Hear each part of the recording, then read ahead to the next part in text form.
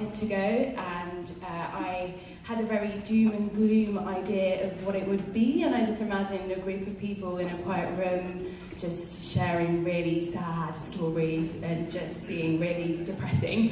And I actually found out that it was in a pub and people having a pint, a packet of crisps, and talking about everyday life stuff.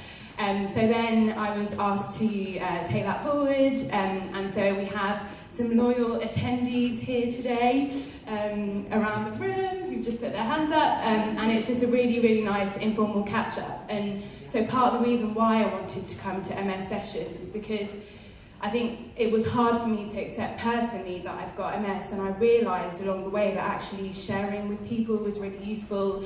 It makes things much more relative. You are speaking to people who understand.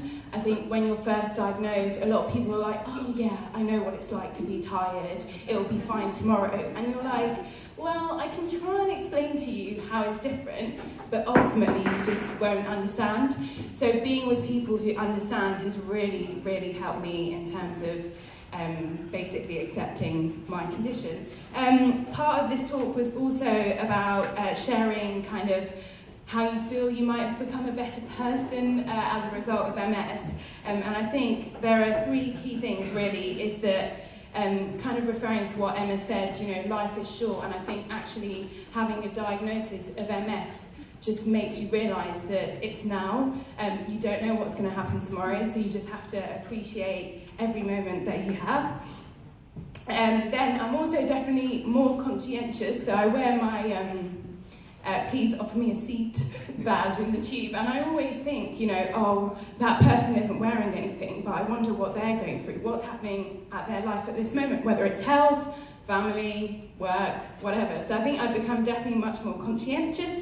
And the last thing is that I don't have to awkwardly think for 15 minutes about one thing that is interesting about myself. I don't tell people that I've got MS, but I was very fortunate to hold a brain in a tissue lab, so now I can just pick that up and just say, I've held a brain, and that's it. I don't need to think about it. So that's, and I'll pass on to Ellen.